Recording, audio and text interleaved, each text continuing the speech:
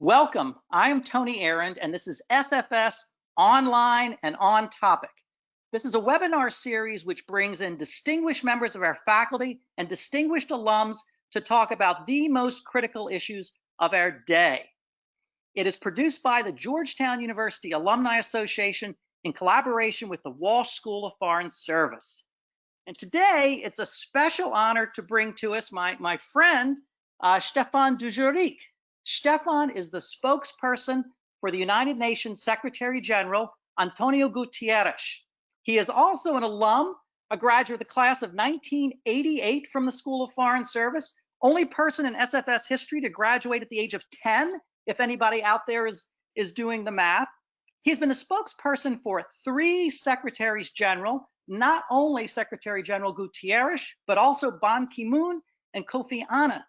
Before that, he worked for the United Nations Development Program, and he was a journalist for about 10 years with ABC News Television. And one personal note on this, Steph is also a Georgetown parent, and he delivered the graduation address a couple years ago at the School of Foreign Service to rave reviews. Today, Steph is going to be talking on the UN in the time of COVID-19. He's going to speak for about 10 or 15 minutes, and then we'll open it up to questions. I would ask you to write your questions in the control panel in the questions section. And when we get to that point, I will read the questions and present them to Steph. So, ladies and gentlemen, let me turn it over to Steph. Great, Tony, thank you so much. It's always fun sharing a stage with you, even unfortunately this time it's only virtually. And I'm happy to be speaking to you from my makeshift studio at home, where I've been working for the last month and a half. You know, as the old saying goes, may you live in interesting times, and I think we definitely got our wish this time. I'm really looking forward to answering your questions on any part of the UN and how we're working and so forth. But before we get there, I just want to speak for a few minutes and make a couple of points about the challenging times in which we live in, as we see from UN headquarters on the East River. I want to touch briefly on 3 areas: the multilateral system, the role of the Secretary General at this time, and finally a bit about the staff of the UN. On the multilateral system, I think it's plain to see if there was ever a time that we needed a strong, functioning multilateral institutions to face a challenge that does not care about national sovereignty. The time is now. But one of the underlying problems we're facing with COVID-19 is that early on, too many countries went their own ways in dealing with the crisis instead of acting in a coordinated, articulated way. The coordination was needed in the initial stages, but also on how we come out of this crisis and how we design and build a post-COVID world. So soon after the crisis erupted, my boss, Secretary General António Guterres, made a call for a global ceasefire. As he put it, in Yemen, in Libya, in Colombia, Syria, or any other place where we see conflict, if humans keep killing humans, the only winner is the virus. I think the ceasefire call struck a chord and was quickly endorsed by more than 100 governments, diverse regional organizations, religious leaders, more than 200 civil society groups spanning all regions, and also about 16 different armed groups who were involved in insurgencies or in civil wars. The SG is, I mean, he's an idealist, but he's not completely naive. So he fully understood that mistrust remains high and that it will be difficult to move to implementation. But it is critical to have, in as many places as we can, some sort of a cessation of hostilities if we're going to beat the virus. And so he tasked his representatives on the ground in various field missions to work with the parties and to try to move forward on a ceasefire. As I said, we did receive wide support for his plea for the ceasefire, but one critical voice that was missing and that continues to be missing is that of a strong, collective, unified voice from the Security Council, the UN organ tasked with the maintenance of peace and security in the world. Now, why has the Security Council been unable to agree on a simple resolution? supporting a ceasefire? I think the answer is pretty simple, and that is that unfortunately the UN does not exist in a vacuum. The very complicated and tense bilateral relations we're seeing right now between member states, and especially between its most powerful member states, which are on the Security Council, are complicating, to say the very least, the multilateral system. So today we have what is arguably the multilateral system's most powerful body, the Security Council, unable to use its teeth, unable to use the teeth that were given to it in the UN Charter, and unable to come together and speak in support of a ceasefire. But that lack of unified movements from member states, and especially from the Security Council, hasn't stopped the Secretary General from moving forward, which brings me to my second point, his role in this crisis. I think the fact that the member states that make up our institutions, the fact that they have not succeeded in truly uniting and unleashing the strength of a truly United Nations has placed increased pressure on the Secretary General to step in and to be more visible. So what's his response? I mean, not surprisingly, COVID is impacting every one of our mandates, from humanitarian, peacekeeping, human rights, refugees, development, just to name a few. Our voice has been clear, calling for solidarity, for unity, and hope. On a political level, as I mentioned, we are pushing for ceasefire. The Secretary General has also been very vocal on the need for the vaccine and therapeutics needed to fight the virus, that they need to be treated as a global public good. I think one of the concerns that we have is that the lack of international cooperation on this issue could lead to an uneven application of an eventual vaccine, where perhaps only the rich in the richest countries, or even the rich in the poorest countries, will have access to it. Now, treating the vaccine as a global public good is not, I think, just the morally right thing to do, but it's also in everyone's self-interest, that if the treatment isn't accessible to all, none of us will be safe.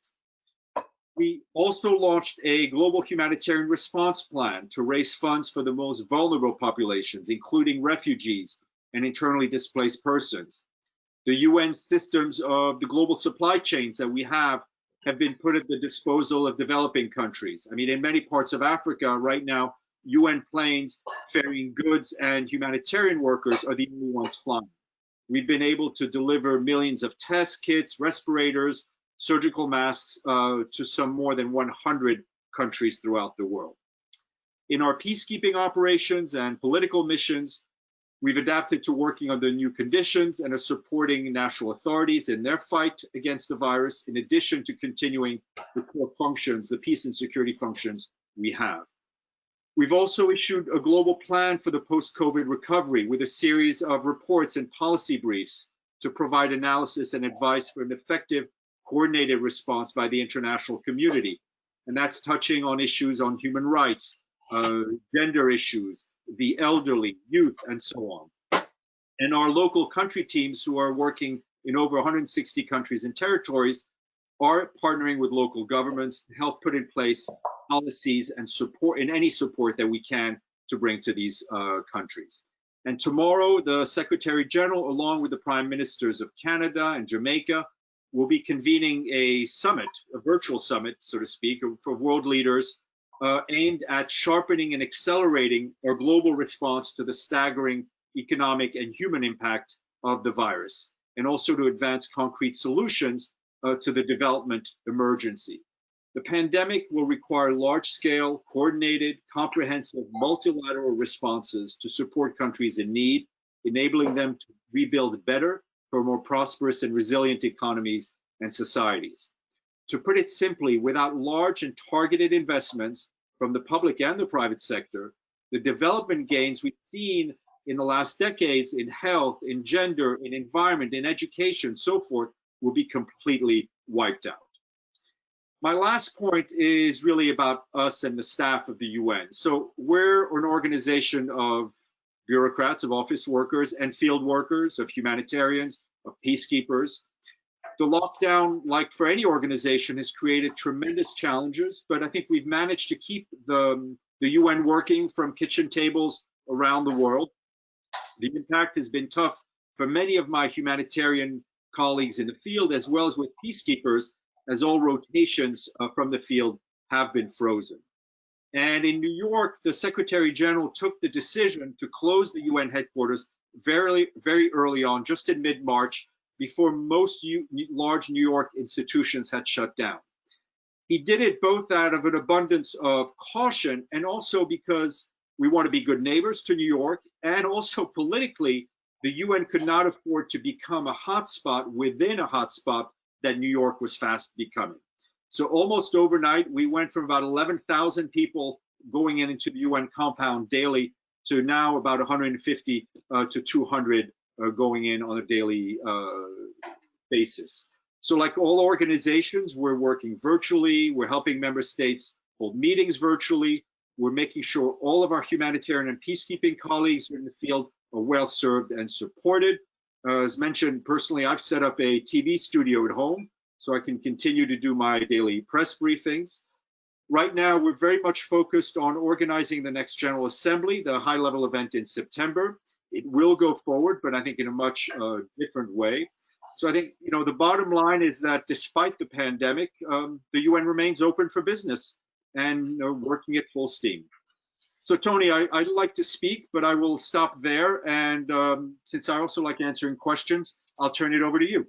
Great, Steph, thank you so much. Extremely comprehensive, and it's boggles the mind to think of 11,000 people there one day and basically 150 to 200 the next. Really, really doubling down with a decision to shut down the offices in New York. I have a few questions which have been making their way in, and one question is more of a structural question, but I think for informational purposes it would be good to lay it out. And that is just, what is the relationship between the United Nations and the World Health Organization? Obviously, two separate intergovernmental organizations that are connected, so maybe to lay that out a little bit. Just very quick, the UN system, the UN universe is wide and complicated. The Secretary General is probably the most visible face of it, but if you look at the charter, he has very little authority. The World Health Organization falls in the category of specialized UN agency. So it's part of the UN system. It has its own governing body, which is called the World Health Assembly, which has 194 member states. They are the supervising body of the WHO, just like the General Assembly is the supervising body of the Secretary General. The World Health Assembly elects the Director General of the WHO. So the Secretary General has no authority over or influence over his appointment or the way he runs the organization. And so there is no administrative authority.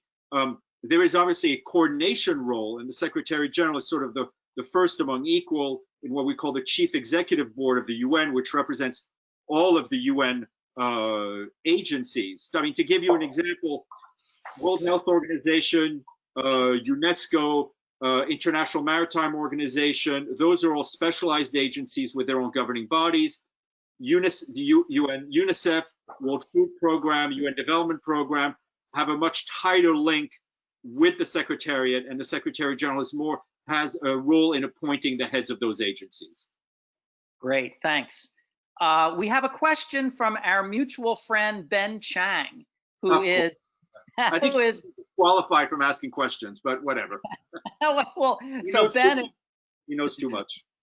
Ben is SFS 94, and he was a spokesperson in a former life for the U.S. mission to the United Nations. And he's asking a question. You noted the inability of the Security Council to do a lot of work now because of disagreements among the permanent members of the Security Council. And he's asking, okay, if that's the case, how would you characterize what the UN as a whole is doing? And if one were to be a taxpayer in the United States, how could they benefit by understanding what the UN more generally as an institution is doing, despite the Security Council's being locked up right now? Well, I think as I tried to lay out, the UN is doing a tremendous amount of work on COVID, whether it's WHO, whether it's UNICEF, whether it's the World Food Program. We are in the front lines of the places where the public health systems are the weakest, right? In Libya, or Yemen, or Syria, to name a few, not to mention a large number of developing countries. We're there to try to help these governments stop the virus from spreading, because it is clear that, you know, if Finland has it under control, that's great. But if countries in the south, or if it continues to spread from through Libya, which is also a stopping off point for a huge number of migration, it's not going to help anyone. So, you know, the U.S. taxpayer, in the money they give to the UN, I think is getting a lot of bang for their buck in terms of the protective work we are doing in the field to try to stop this virus from spreading. And so that's great. I think a lot of times people don't fully they think of the UN and they're only thinking of the council, and they're not thinking of the broad organization. Well, the problem that we face is that we have, on one hand, the world's most recognizable logo. I mean, the logo behind me, people see it, they know what it is, but there is, almost by design, no brand management. So the question, when people say the UN, my you know, in a Talmudic way, I say, well, I answer the question by another question. What UN are you talking about? Because so many parts of this organization can speak legitimately as saying the UN, but always takes a longer time to unpack what the organization actually is and who is responsible for what and where the accountability is. Very important. One of our faculty members once upon a time was Jose Sorzano, who was a deputy U.S. representative to the UN in the Reagan administration. He used to give a speech on like the 5 UNs, and he would say, you've got this, you've got that, just to talk those things through. Here's another interesting question that sort of touches on some of the Security Council's problems, but it's asking if there is a possibility that regional organizations might be more empowered as we see challenges with the Security Council acting. Well, you know, we are working increasingly with regional organizations. I mean, COVID aside, right? Especially with the African Union, regional organizations within Africa, whether it's the Economic Community of West African States, the Southern African Development Corporation, SADC. So we understand that there needs to be kind of a connector between what's going on the ground and what's going on in New York. And that regional organizations are obviously, by definition, more representative and can be more effective in helping on the ground. So Mr. Guterres has really pushed for much closer cooperation with regional organization. But I would say that doesn't leave the Security Council off the hook, because the Security Council has very well-defined responsibilities for peace and security, has the authority also to impose sanctions. And so there is a role that the Security Council should be fulfilling, if I can put it diplomatically. But the regional organizations have a tremendous amount of opportunity and of work that can be done, and they are doing. That makes good sense. We have a question from our dean and our mutual friend Joel Hellman, and I'm going to get the whole question here. He says, we have heard much about Trump's criticisms against the WHO. Could you talk more broadly about how the U.S. is exercising its voice across the UN system and the Security Council in particular? Is there a strategic focus to the United States' approach to the United Nations? Well, Joel, if you were a journalist asking me this question at a briefing, I would say pretty simply, I don't speak for the United States government, and it's perhaps a question best directed to them and to analyze their strategy. Since we are public and on the record, this, you know, it really is not for me to analyze it. What I can tell you is two things. One, U.S. leadership and U.S. involvement in multilateral institutions in the United Nations is critical, right? The UN has, I mean, if you look at the history of the UN, the U.S. DNA is in the UN. If you look at the Charter of the United Nations and you look at founding documents of the United States, you can see the link. And we know how much FDR personally put into the creation of this organization, not to mention Eleanor Roosevelt into the creation of the human rights law. So we need U.S. involvement. For the Secretary General, it's been a bit challenging, but there are points of convergence, and he works very well with the U.S. Permanent Representative Kelly Craft, as he did with Nikki Haley before that. It's been very productive and useful relationships for him to have. On the issue of the WHO, I think our stand has been pretty clear, is that we do at some point need to organize a look back, or lessons learned on how international organizations behave, WHO, the United Nations, how individual member states behaved, how they acted, to be able to better face the next pandemic. We don't think that the time to do this is right now in the middle of it, but we do think that it will be necessary. Great, thank you. Question here, and thank you, Joel, for asking the question. Question here about the SDGs, and let me explain what those are. So these are the Sustainable Development Goals. The question is, what is your assessment about the impact of the COVID-19 crisis on the progress toward realizing the Sustainable Development Goals by the deadline of 2030, given the financial crisis and given everything else that has been taking place? Potentially tremendously negative, right, on a number of issues. I mean, to take gender, we're also already seeing that women are most impacted by the financial impact, economic impact of the pandemic, right? They're the first ones to lose their jobs. The girls are the first ones to be, we fear that a lot of girls who are no longer going to school will not be able to return to school after the pandemic is over because of the economic situation.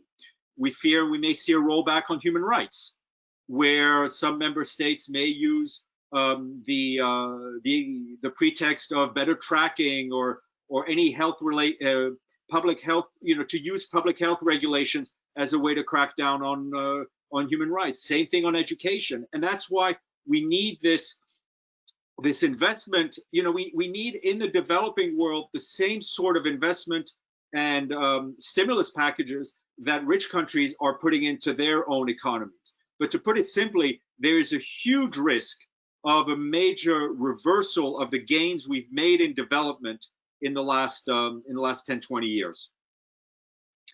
One of the things you mentioned, of course, is the perennial challenge of deadlock in the Security Council, and we've seen it in a number of other contexts, really going back to the Korean War and moving forward. There have been efforts over the years at UN reform and reform of the Security Council, and I would frequently get asked about these and say, it's very, very hard to amend the UN Charter. Do you see this current crisis as potentially bringing to the forefront some proposals for reforming the Security Council, reforming the UN structure itself? Yeah, yes and no. I mean, I think Security Council reform has been something that has been on the books for quite some time. It's something that all three Secretaries General that I've worked for have called for. It is firmly in the hands of member states themselves. It would require revising the charter, most likely, which would then have to be ratified, because it's a treaty ratified by I think 2/3 majority of its members. The problem with Security Council reform, to give you an idea of this ongoing thing, is that the General Assembly committee that is tasked with looking at Security Council reform is called the Open-Ended Committee on Security Council Reform. So that gives you some sense. But I think, and this is more my personal view than any official view, is that until those countries that want to have a greater role in the Security Council coalesce around a single plan to move forward, we will not see Security Council reform, right? Because right now there's still a lot of disagreement from those who want to get in. So they're busier negotiating amongst themselves than negotiating with those who have the power in the council. I mean, one analogy I've used is, a medieval castle that an army is laying siege to it, but right now the army is laying siege are kind of bickering amongst themselves, and so the ones who are in the castle can sit pretty for a little bit. But it's clear that the lack of Security Council reform hampers the legitimacy of a lot of the UN's work in peace and security, notably in Africa. Yeah, one of the challenges, and this is again a perennial question that comes up, is as amending the charter is hard just to get the 2/3 vote, but then you need the consent of each of the 5 permanent members in order for the amendment to go in, and that's going to make any kind of change very, very difficult. Somebody asked a very specific question, which we were actually talking about before we began, and that is about the General Assembly meeting. As I think everyone knows, the UN General Assembly convenes in September, and the question is the UN General Assembly going to actually physically come to New York in September? Well, there are a lot of unknowns, as Don Rumsfeld would say, right? We don't know where we're going to be with the virus. We don't know where the situation will be in New York. What is clear to us is that the General Assembly in some form will happen, because first of all, they have to vote. There's some procedural issues because each new session of the General Assembly starts in September. So there are things that have to happen. Whatever decision is taken will be one that will be taken by member states. So it's the Secretary General will give some proposals and will support whatever member states decide. That I need to say that to make that clear. One of the options that has been discussed is having video messages sent by heads of states that will be broadcast in the General Assembly Hall with at least one representative of each member state in the hall. So it could be, all things being equal, it could, and not getting worse, it could be a mixture of both virtual and physical representation. That makes sense, and I guess we'll see. But this is what we clearly will not have are the tons of side events, the kind of the festival-like atmosphere that we see both within the building and outside the building. And I think, sadly, one piece that will be missing are the thousands and thousands of discrete bilateral meetings that take place within the walls of the UN, often away from the media during the General Assembly. And during the GA, for those of you who've been to the UN, in the visitors lobby, which is quite big, we set up almost like little confessional booths for member states to rent out by the half hour. And so you can have heads of states of countries that would not want to be seen publicly speaking to each other able to sit down and have a face-to-face. So that very likely will be missing, and that's unfortunate, because I think that's a key ingredient in the informal effectiveness of the United Nations and the General Assembly. Another thing that would be missing is journalists who would be hanging around the Secretariat building as well. Exactly. I mean, we're seeing it now. As a spokesperson, it's very difficult to do my job because a lot of the time I spend during the day, I harvest information from the bureaucracy by literally poking my head in people's offices and bothering them and listening to conversations. And so for the journalists who cover the UN as a beat, right now, they can't bump into ambassadors, they can't have coffees or drinks with officials. That whole informal flow of the pollination of information that happens in the UN building is missing right now, and that's too bad. Something else, this is actually a very big year for the United Nations. On October 24th, 2020, the UN will celebrate its 75th anniversary, and I know there were many things that were being planned for that. I don't know if you would comment on sort of what the UN is thinking about. We had planned a lot of kind of listening tours. We wanted to hear from people the kind of UN they wanted. So a lot of those discussions are being taken online and virtually. But I think, if I were to see a silver lining, maybe this is a good time for us to actually show our worth instead of celebrating ourselves. And I think we, as the Secretariat, as the various organizations, have to rise up to this challenge, regardless of what member states may be doing or not doing. I mean, if there was ever a time to show the worth of UN organizations, it is today. Amen. Amen. A question from one of our alums who's in Peru, Patty de la Puente, is asking very specifically about what the pandemic situation is looking like in Latin America. I mean, we're all familiar with how bad things have been in Brazil. She's very concerned about Peru, and that's a large number of deaths there as well. And I don't know if you have any comments on sort of what the UN's thinking is, or what the WHO might be thinking about sort of where things are going in Latin America.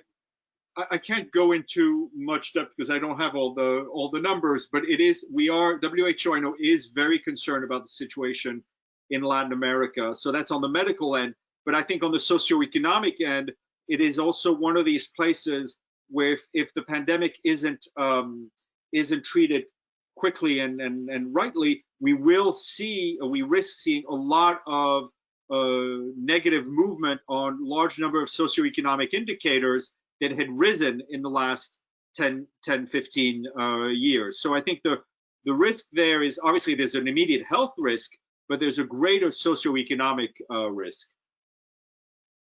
That we're certainly, I think, going to see. And also, I know in Africa, there have been a lot of concerns about this as well. Though interestingly enough, in Africa, there have been knock on wood, it has not spread as quickly as we might have feared. There's still the great potential, but I think we have seen, because a lot of African countries have experience dealing with deadly diseases, monitoring whether it's Ebola or malaria, any sorts of health issues, I think a lot of the public, and I'm probably generalizing here, but a lot of the public understands the health risks much better than some of us in the West who have not had to deal with these issues, and they take it more seriously. And the screening at borders has been put in place. So they have the kind of infrastructure. They don't have the depth of it, but I think they have the understanding of the need to react and react quickly to these things. I mean, we're close to beating Ebola in the Democratic Republic of the Congo, which has been overshadowed by what's going on now. We beat it in West Africa. So I think a lot of African countries, while their resources are more meager, I think the way they're approaching it, they're more used to dealing with these kinds of crises. That makes good sense. And certainly the way in which I think the international community came together to handle the Ebola crisis in many respects is an example of how we should or could be coming together. Look back, the Security Council was very involved in the 2014, 2015 Ebola crisis, as well as this recent one. Yeah. And the US had a very clear message and clear leadership on that too, I think.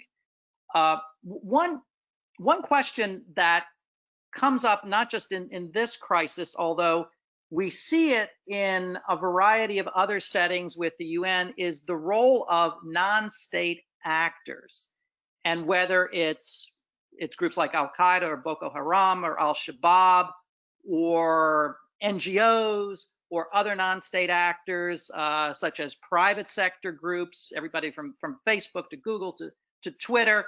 And some have claimed that these seem to be undermining a state-based international system. The UN, of course, is an intergovernmental organization based on the idea of sovereign states.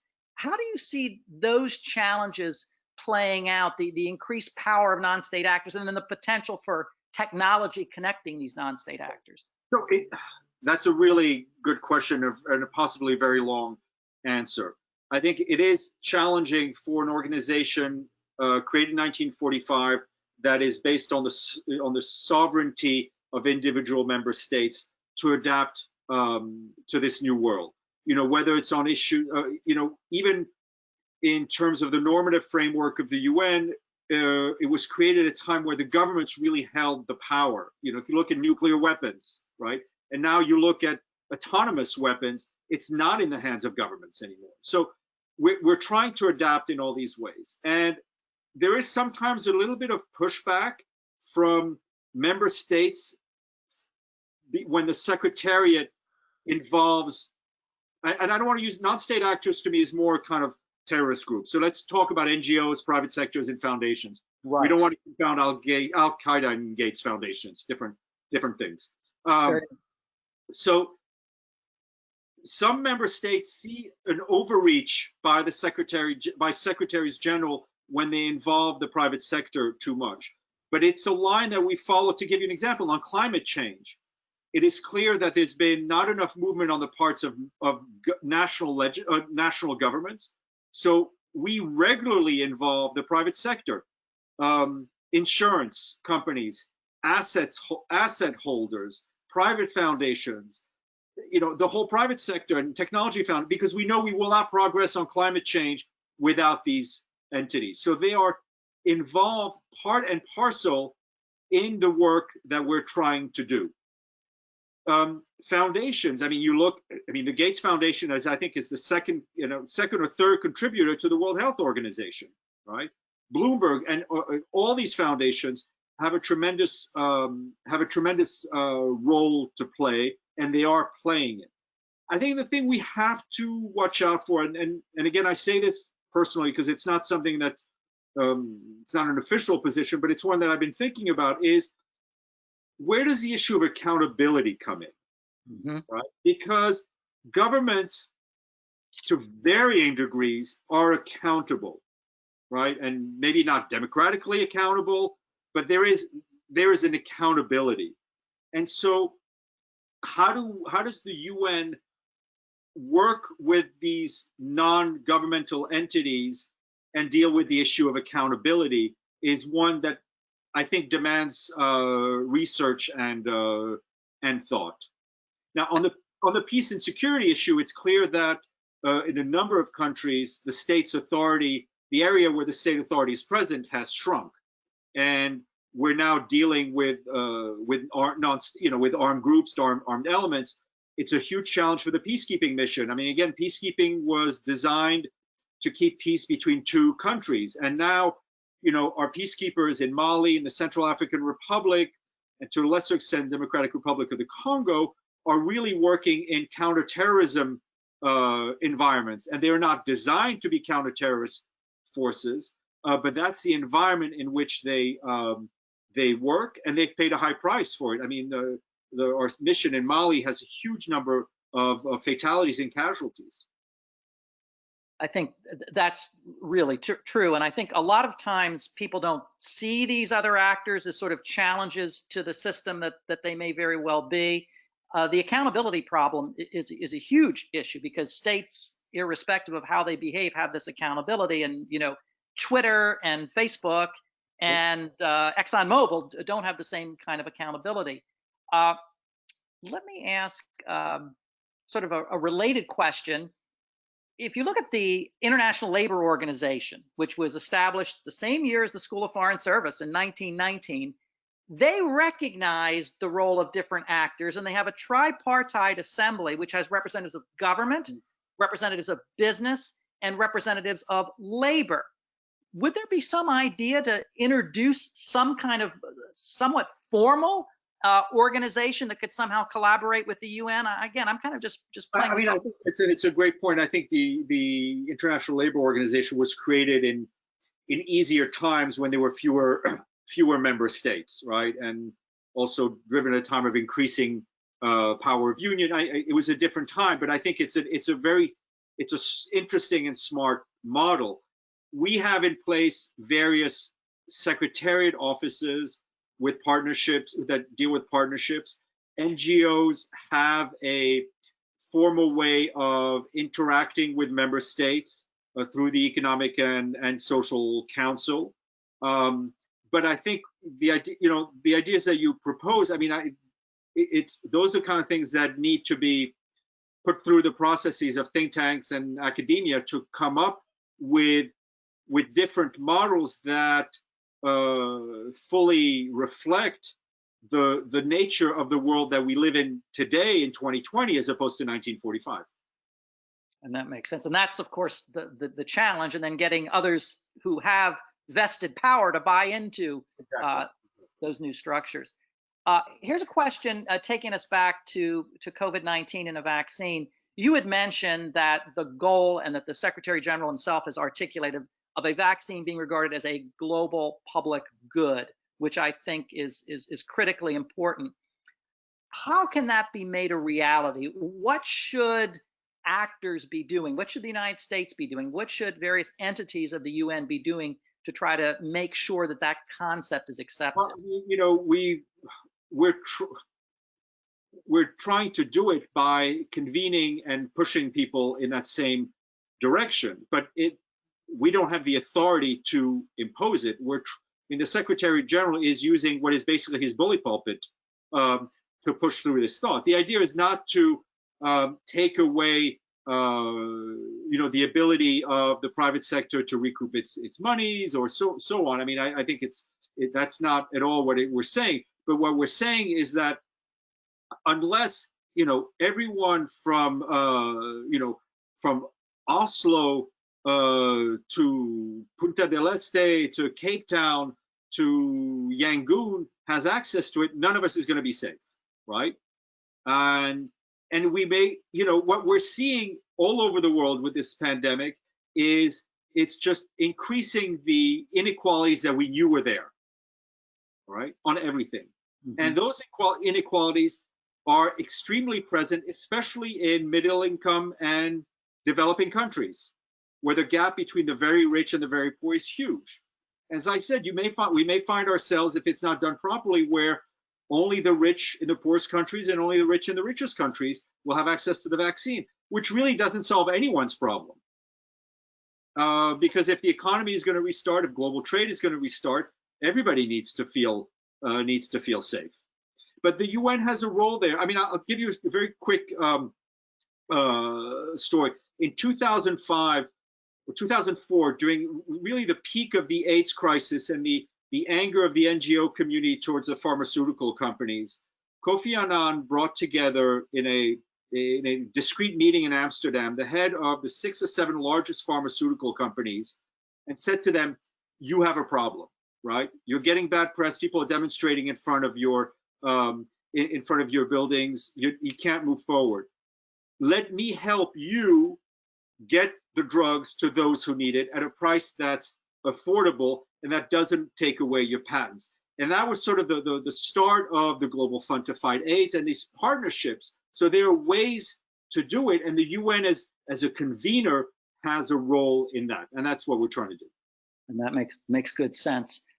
I'm going to ask a final question, and as you know, Steph, this is the centennial year of the School of Foreign Service. The school was founded in 1919, and much of our celebrations of this past semester have had to be virtual, and as they are here.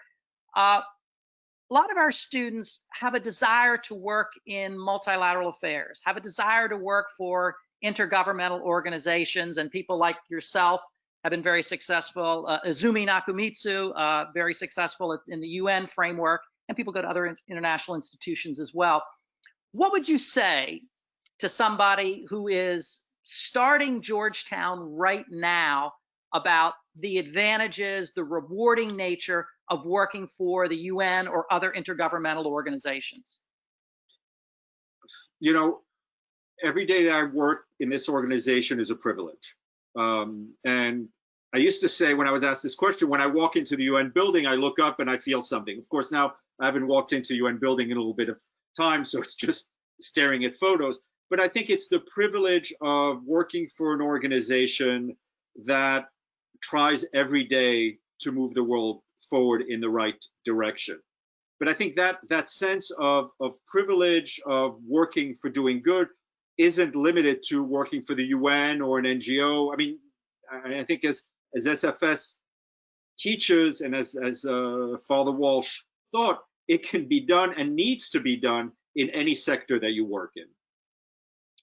And that seems like a perfect way to end as the school prepares people to go into the public sector, the private sector, and the nonprofit sectors.